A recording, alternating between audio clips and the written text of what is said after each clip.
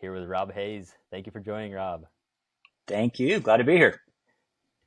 So as always, I'd like to start with if you could just introduce yourself and some of the projects that you're working on. Sure. So again, I'm Rob Hayes. I'm based here in the Dallas area. Professionally, I've been in the hotel business for the last 20 years. So I've been sort of building a hotel company, though just in the last sort of 60 days, I stepped down from that role. Just to be able to spend some time with my father to help him sell his company and to sort of try some different business initiatives that I've always sort of wanted to try. So that's sort of a super disorienting but exciting time for me personally. And then sort of outside of that sort of professional work, I have a few sort of personal initiatives that I do.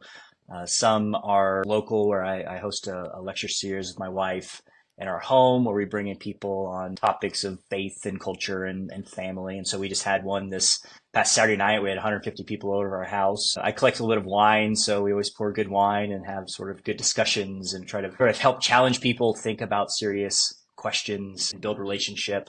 I put on every spring a fathers conference here in Dallas, sort of challenging fathers to sort of man up and take their vocations to their, as a parent, as a husband, seriously. We're super excited. We're having Kevin Majors come down from Harvard to talk about dealing with anxiety and optimal work, and we'll be bringing that to dads here in Dallas.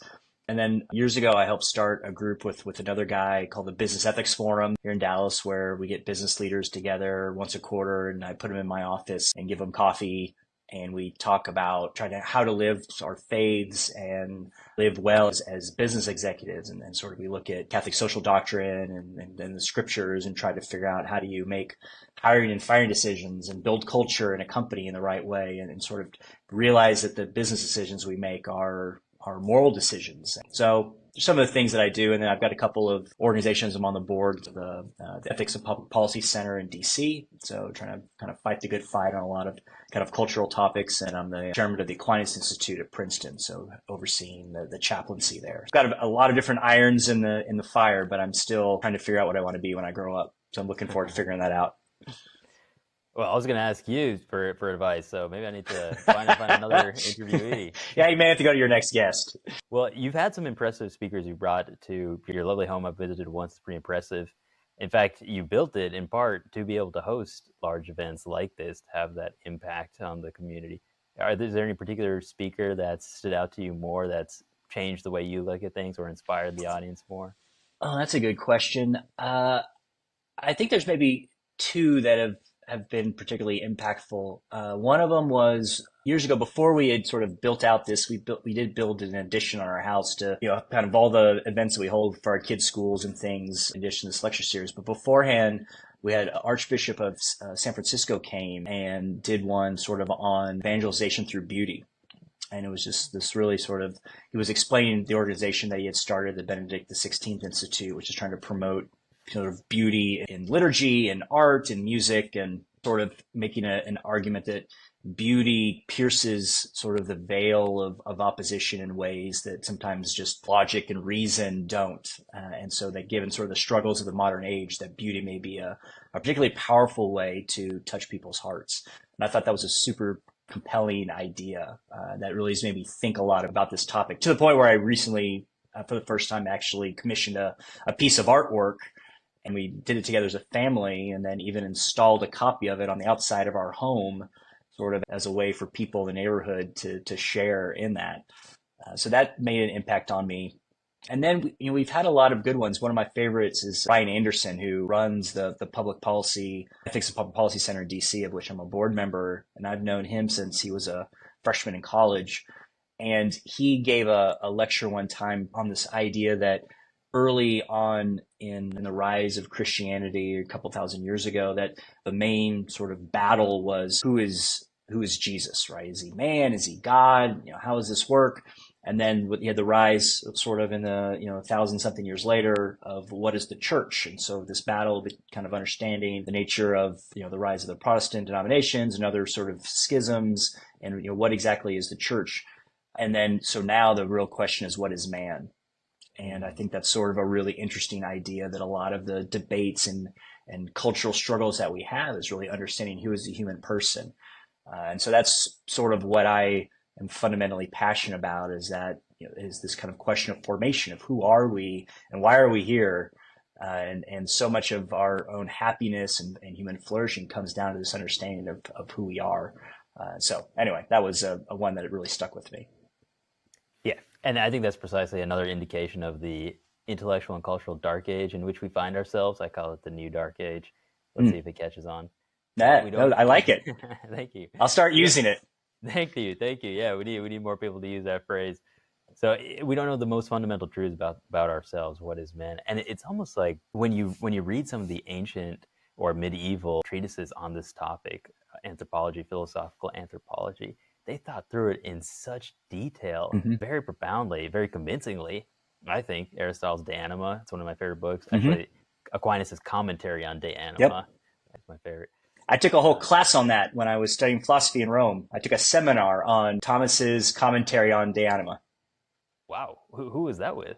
It was with Juan. It was at Santa Croce in Rome. What was his last name? I can't believe it'll hit me here in a little bit. But wow, what a privilege! So yeah, to be able to it was super cool. It was a super cool class. But so anyway, keep going. When you read those classical ancient texts, you get the sense that, man, so much wisdom has been forgotten. It's almost like I liken it to a kind of quasi-Gnosticism, that the truth about man, the spiritual truth, what is the soul, the faculties of the soul, it's so elevated in comparison to our current impoverished understanding of not only man but nature itself, that you can't even bring in these ideas without sounding like you're like some sort of like Gnostic or mystic or something. It has a lot of practical ramifications in that I actually wrote an article in the journal magazine First Things last fall about this in October, which was talking about me as running in the case of a public company and with thousands employees, is that one of the manifestations of this sort of loss of understanding of the self is that people, just sort of your run-of-the-mill good employees, people who are in their jobs, don't really know what it means to be happy. They no longer understand, like, how do I accomplish happiness? And so they sort of search after all of these different things, and all they know is that they're not happy and they don't know then what to do. And so I think there's this big opportunity as we're thinking about sort of cultural institutions of education, even the workplace, of how do we sort of help people recover this knowledge of self in order to be happy. Yeah, well, I was just saying, I had written this article about the experience of being a CEO of a public company, and you have all of these great employees and people from around the country. But what we found is that a lot of people didn't really know how to be happy. I mean, they've sort of lost this fundamental understanding of what it means to be human.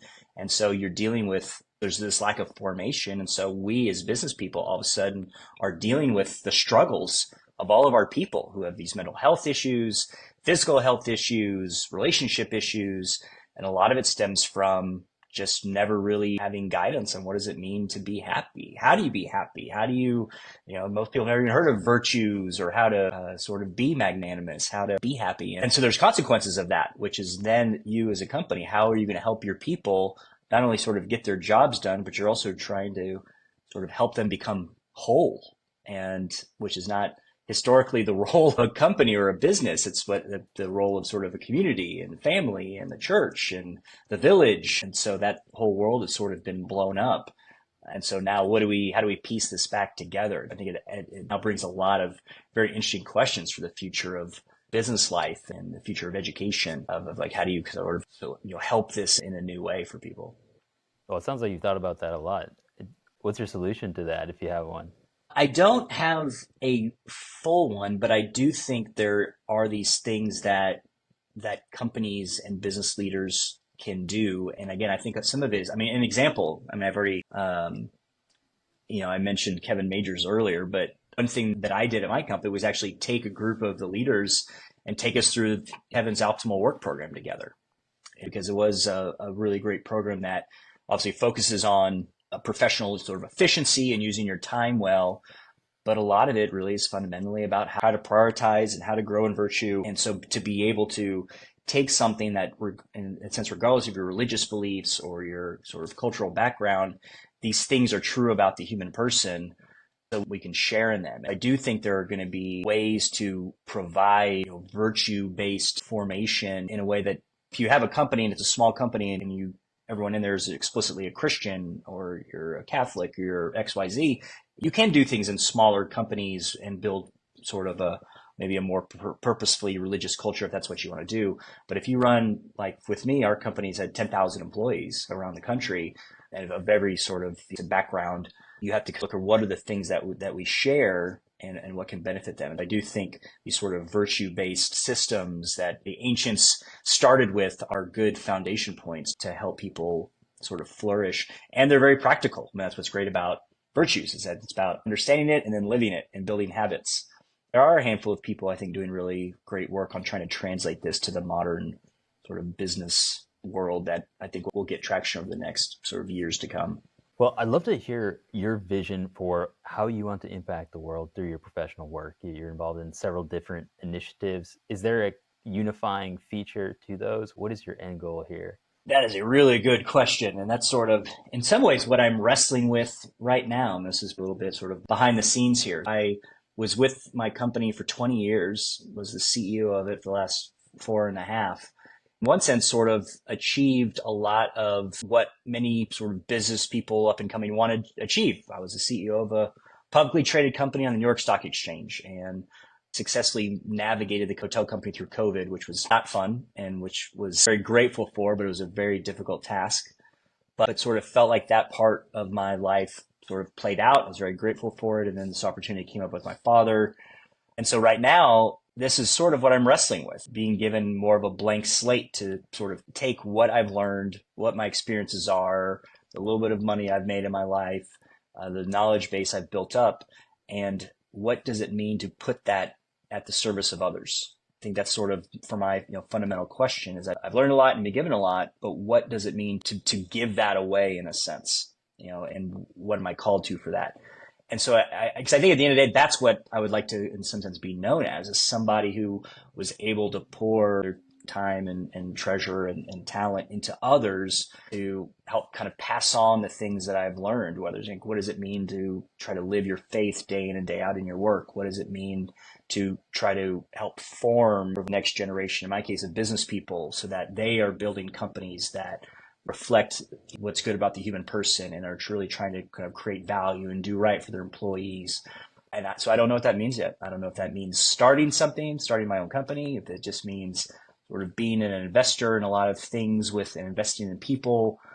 So I don't know. That's kind of the disorienting stage that I'm in right now, but also a very exciting time is sort of to kind of lay that all out there and say, all right, here's all these things I've been given. What's the best way to put it at the service of others? I mean, I've always found that if that is my fundamental question, it doesn't always mean success comes from that, but it usually means deep joy comes from that. I mean, even we were talking earlier about the lecture series that we started. That was something where I literally built an addition on the backside of my house so we could sort of host these things. But a lot of that was because what does it mean to have some modicum of financial success and some amount of sort of influence and being amongst people, whether it's academia or the church or the business world, having those relationships, what does it mean to put that at the service of others? And so that's those things sort of congealed into, well, what if you built something on your home that could be used by others to host things, to bring people in together, but for a reason, which was for formation. So that was just my kind of very small way to be able to help my friends and help those here sort of in the Dallas area of building relationships and think about serious things. I mean, we're all so busy with life and families that we don't turn our brains on very much, right? In terms of thinking about important questions. You're just sort of trying to, get your kid to baseball practice and then get your daughter to ballet and try to find some time just with your wife and trying to figure this all out, run a company. It's sort of important that we also take a little bit of time to think about these questions of culture and family and faith. So anyway, that's sort of, I just found that if you do that, good things tend to happen.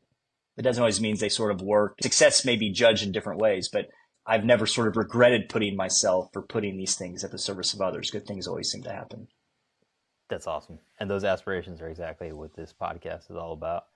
Do you have any living examples of people who are doing what you want to do or doing it in a way that you want to do it. Maybe it's not, maybe the manifestation of it is not the same. Maybe they're not in business, or maybe they are in business, but in a different industry that you can turn to as examples. Yes, I've been fortunate in my life to have a lot of people who I think are very, very selfless in the way that they operate. A couple of people that come to mind. I'll say like a successful business person who does this, who I think does this very well, is a guy named Frank Hanna. Frank is based in Atlanta.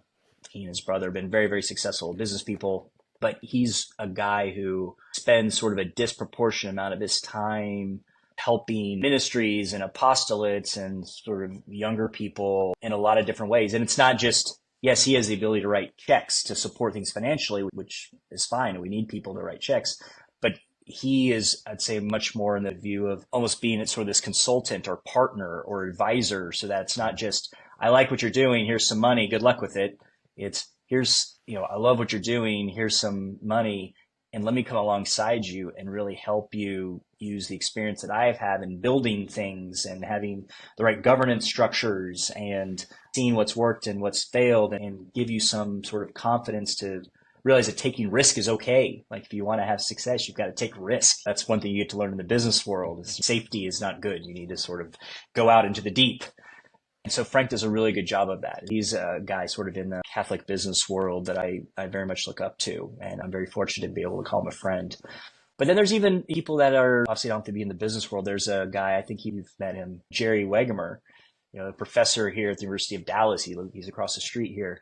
He's someone who probably knows more about Thomas More than anyone maybe in the history of time. Wonderful professor who's so great with students. But what I love about Jerry is he's very generous with his time. He started sort of this, St. Thomas More sort of center that's there to sort of help take the lessons that Thomas More had and pass it on to the next generation, whether it's to lawyers on the legal side or student in the education side and classical education side. So he's a guy that I see who, whenever you come across him, it doesn't matter if he's the busiest running around, he'll take the time to say hi and want to speak with you. And he's sort of fully present when he's there with you. And so anyway, so he would be an example of outside of the business world, an example that I really have looked up to, and again, fortunate to call him a friend. Yeah, he's an extraordinary human being. He's one of the men I respect most in the world. He is an extraordinary human being. Tried to get him on this podcast, but he said he only does books and articles. Well, maybe I can poke him a little bit. Maybe I should tell him. I can. Well, wise people do things their own way and are successful That's right. in it. Yeah, maybe. In fact, it made me question, like, have I just embarked on a foolish endeavor if Dr. Wegener doesn't support it? Yeah, I wouldn't take it that way. Again, and it's also more of, again, this is maybe sort of the business side of me. What's the worst that can happen? It doesn't work. So what? Try something else, right? I mean, so it worked exactly like you wanted to, and it's great. It works better than you expect, and that's great. It doesn't work at all. Okay, well, now you learn something and go on to the next thing. There you go. I love that attitude. I'd love to hear more about your board involvement, why you choose to be on boards, like what that time commitment looks like, and how you can contribute to the organization through the board. Sure. Well, people, I think, underestimate sometimes, if they're not sort of in the world, of just how important governance is in terms of the success of an organization. And I think most people, when they think of, say, boards and governance, you sort of, and understandably so, because of sort of the bureaucratic nature of it, deflate, because you think, ugh, board sounds boring. And it can be, but depending upon the organization, a board member really can be a sounding board to help shape sort of the arc of an organization. And the boards that I've been on that have been the most exciting is when everybody has this shared vision of some noble task that we're trying to accomplish, and you've got at least some people on that team, on that management team, who are capable of getting there, capable of accomplishing it, but aren't capable in terms of they don't have enough knowledge. They don't have all the experience. They maybe haven't built something, and they just need assistance. They need guidance and wisdom and need to be kept focused.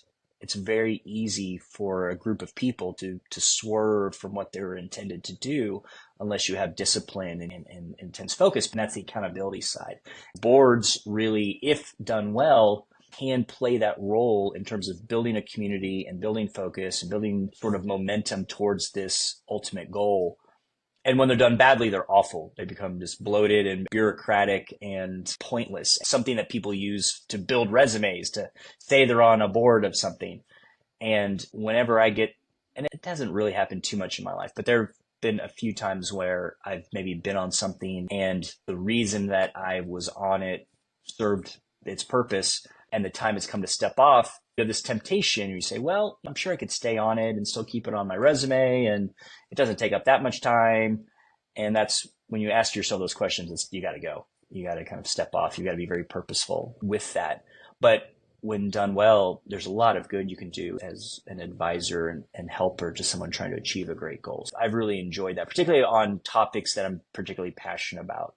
Again, and most of those are on these issues of formation, right? How to help people, given, again, this sort of institutional breakdown of the family and of communities and education, both lower education, K through 12, and higher education. People just don't have the ability to get the same amount of formation that they used to be able to. We've got to be more creative in filling those gaps for the sake of people. Well, when you mentioned that boards can get bloated and inefficient, I couldn't help thinking about the government of the U.S. empire.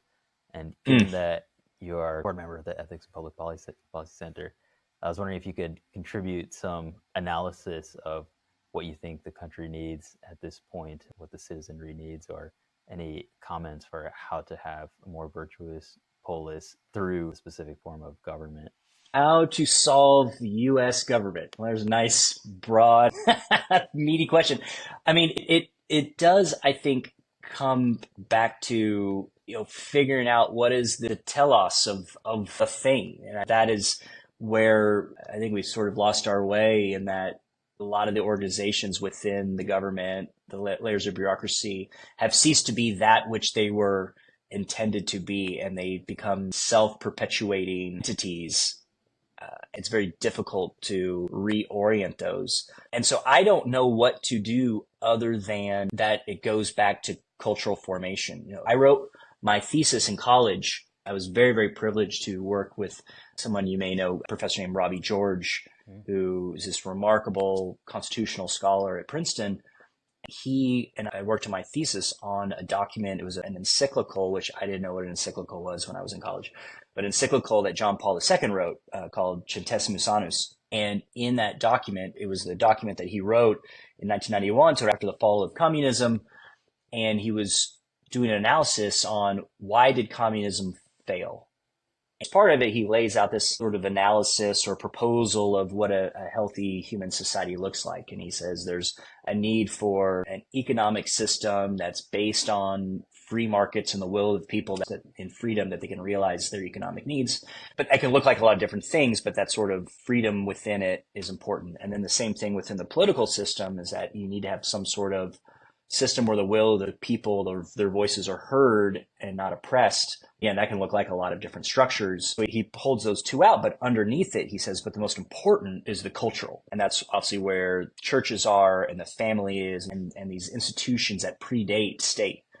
He said the reason why communism fell, that this economic and political system fell, is because the culture, they tried to kill God in this sense, and it couldn't support it.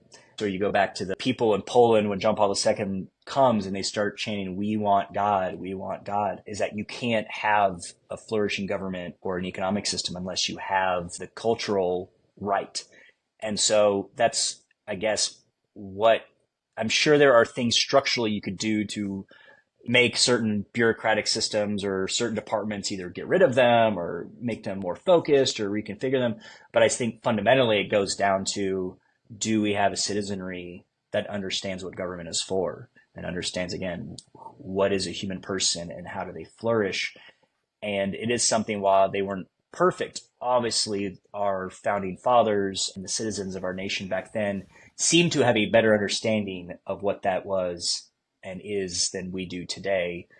And so therefore, it doesn't surprise me that we struggle like we do if we don't have these fundamental questions answered. And so I don't know how to rejigger the whole United States of America government system to make it work. But what I do know is that I can at least help my friends and my family and those in my little sphere of influence try to understand it a little bit better today than they did yesterday. So that's sort of what I put my time and attention on. That's what it's about. Have you been listening to any of the Tucker Carlson interviews, the live ones that are recorded? He's been going on tour. He talked to Vivek, Charlie Kirk, Russell Brand, and others. I'm familiar with them. I mean, I've not, the answer is no. I obviously have a limited amount of time to allocate to my various podcasts and things, but is it worth my time? Are there some that are worth it? Well, I think they're very interesting. I've gotten into Tucker recently. I find his stuff very, very interesting.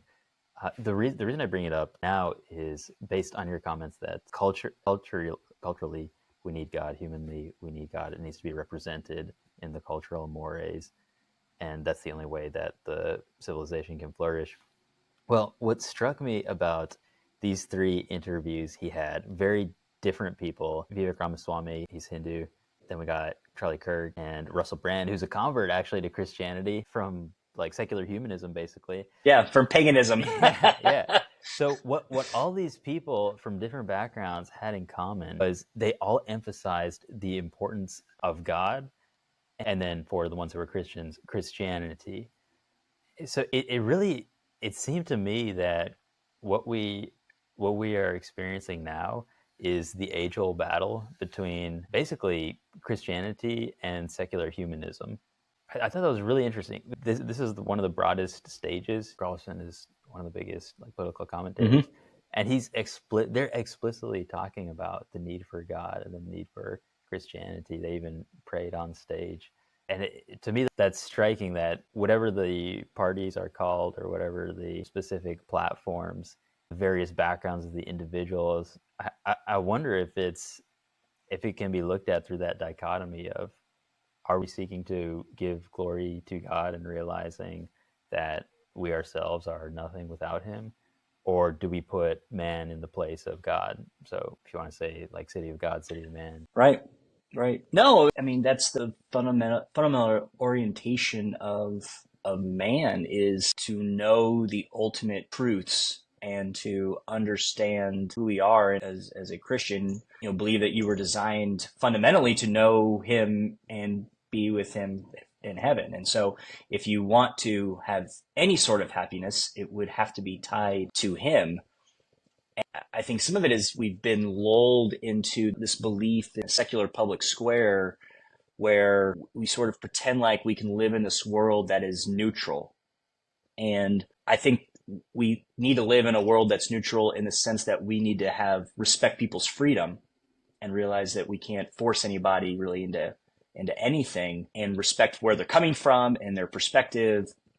But the idea that you can have this sort of neutral secular square, it just doesn't seem, as we've sort of learned, it's going to be filled with something. I mean, everybody has, whether they claim it or not, everyone has a religion. I mean, everybody worships something, right? If worship is, in a sense, nothing but that which you are primarily ordered towards and how you use your time and how you use your thoughts. I mean, everyone worships something and everybody requires some amount of faith in anything, right? How do I know that when I get out of my bed, I'm not just going to fall into some chasm and die? It's like, well, I have at least some faith that the ground that I see is actual ground and it's not an illusion. Everyone's got some little thing that, isn't empirically proven at every moment, right? I mean, if you say you love me, well, prove it. I mean, you have some faith that this person loves you. So we're all religious. We just may not understand it. If that's the case, then it's only if we order that correctly that we can, flourish and be content with our lives. And so I do think there is a little bit of this backlash / return to thinking about what is the right way to have faith in public. And it doesn't mean, I mean, you have some people that, you have the whole spectrum of, right, you have absolutely nothing. And the other side, you may have this, deeply confessional state. And I'm not sure either of those is perfectly compatible with the United States of America and our founding, but I don't think there's any doubt that there's a need for more than what we've had in recent times. But again, I think that's fundamentally more about what are the beliefs of the citizenry, and can we sort of bring it back, not from a top-down standpoint, because then it's sort of oppressional, but rather from the ground up, where it bubbles up because of the hearts of the people. Well, it's a beautiful point to end on. Thank you so much, Rob. No, my pleasure. This is super fun. Cool. Glad you liked it. Keep up the great work, man. I will. And you do too. And I said, if there's anything I can ever do for you, just let me know. Ooh, be careful with that statement. No, I'm going to throw it out there. How do I put myself at the service of others? Well, thank you.